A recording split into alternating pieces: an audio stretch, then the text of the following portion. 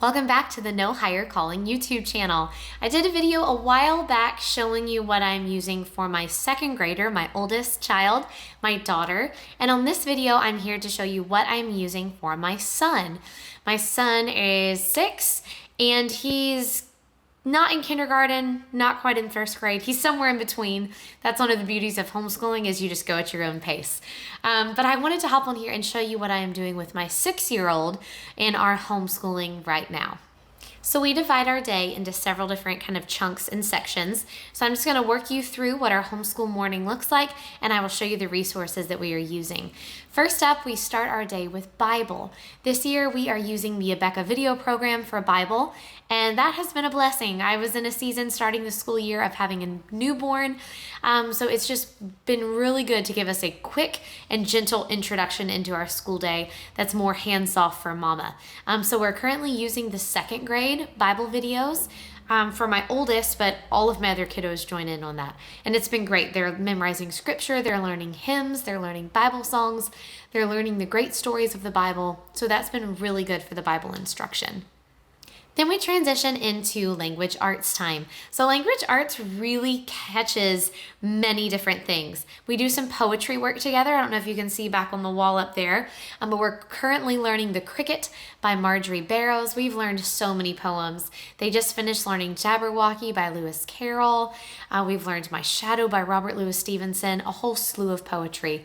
And some people ask me at that age, how can they memorize so much? Well, we just stanza by stanza, work on it, say them over and over several times each day. We do fun hand motions that keep the kids excited and remembering what's coming next. So that's been great. We really enjoy learning poetry together. And then language arts looks different for my son versus my oldest. My oldest is going on 8. She's very advanced in this area, so she's doing a lot more in language arts. Whereas my son, this has really just been kind of introducing him to language arts. Like I said, we do the poetry memorization.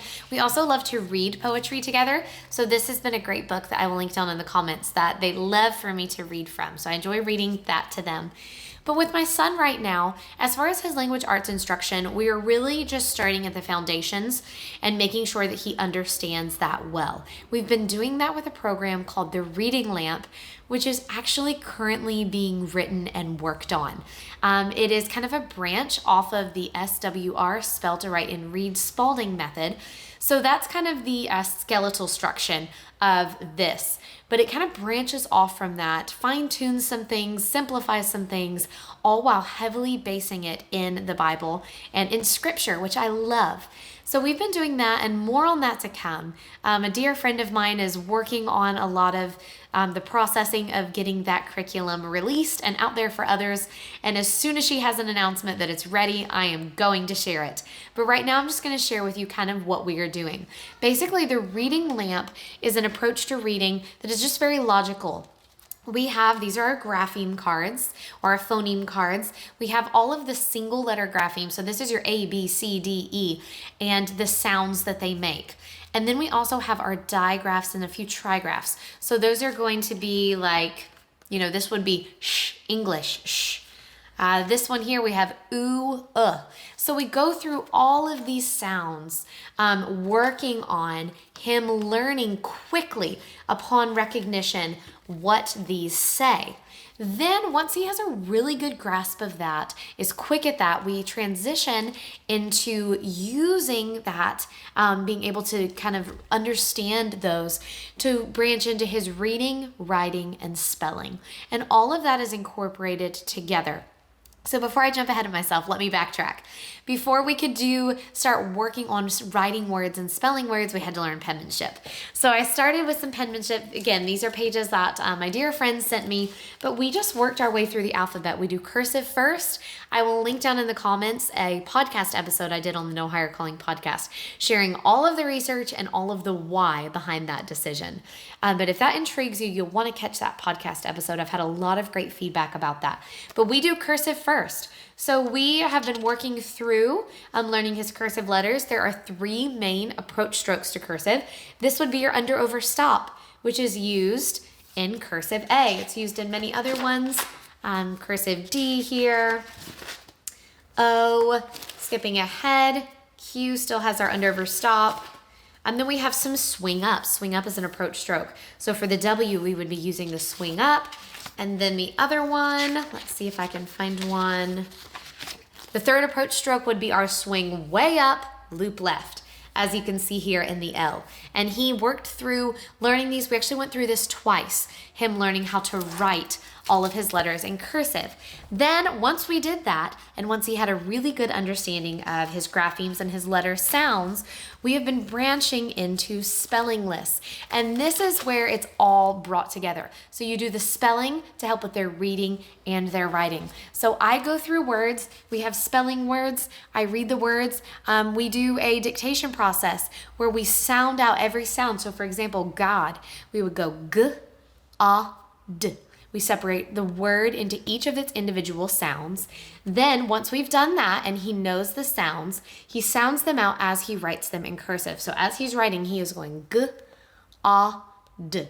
Then we go back and we code this. We talk about how G needs nothing because it is its first sound, but O is a vowel. A, O, U. Its first sound, first sounds are marked with a breve. D has a single sound, so we need to do nothing there. But we're just really transitioning into this portion of his language arts instruction. And it's been really exciting to see him. You know, I haven't done a lot of reading practice with him other than those grapheme sounds, learning those. But already he is able to read a lot of different words because he can process and work through the different sounds individually, bringing them back together to form a word. So that's what we're working on there. And then kind of the last thing that I'm doing with him in regards to his language arts is we do have some reading sections that we work on. Again, this is part of the reading lamp, so I don't have anything to share or to send you yet. That will be coming. But we just work through some of these different reading passages and different things, having him practice those words that he has learned. So that pretty much sums it up for language arts for my 6-year-old. You know, at this age, I think a lot of people are overwhelmed with wanting to start their kid off on a path of success, and I understand that. I want my kids to succeed and excel in whatever God calls them to do with their life. But when they're in these little years, I think sometimes we just need to back off and take some of the pressure off our children and ourselves. And remember that so much can be learned through everyday life experiences, through play, through getting outside, through going to the library and reading books. So when I'm talking about this curriculum choices here for my 6-year-old, you know, we're not spending hours and hours. We're spending a morning. And throughout our morning is quite a bit of play. You know, we had the 30-minute Bible lesson. Then we just really had a little bit of language instruction. Then we transition into our unit studies. So we use Gather Round Homeschool for our unit studies, and it's a wonderful thing. Our whole family can gather together. My daughter does her work, her age-graded work. My son has his level that he's doing currently. He's working on pre-reader, but I'm about to move him into early reader as he gains more confidence with his reading. But we are just about to jump into ancient civilizations. That was by my children's request. They are very excited to be learning about ancient Egypt and China and Greece and Rome and all of those exciting places. So this is a history-heavy unit, but it does incorporate a lot of different things, art and science and Bible, as a unit study would. But we're excited to go through that. I have the teacher guide. I will read through the lesson with the kids. We usually do this while they eat snacks, so it keeps them nice and quiet while Mama's doing the reading portion. And then my son will have his work. So for the pre-reader level, there's always a coloring sheet. So he does this coloring sheet after he finishes snack while I finish my reading. And then he will have a worksheet that we will do together. In the pre-reader level, there's only 2 worksheets and one is a coloring sheet. So it's very, very basic. And he is a little boy. He's a very smart, capable little boy, but he is a little boy. So I just felt like at this stage, he's gleaning enough from listening in through the involvement in his few papers.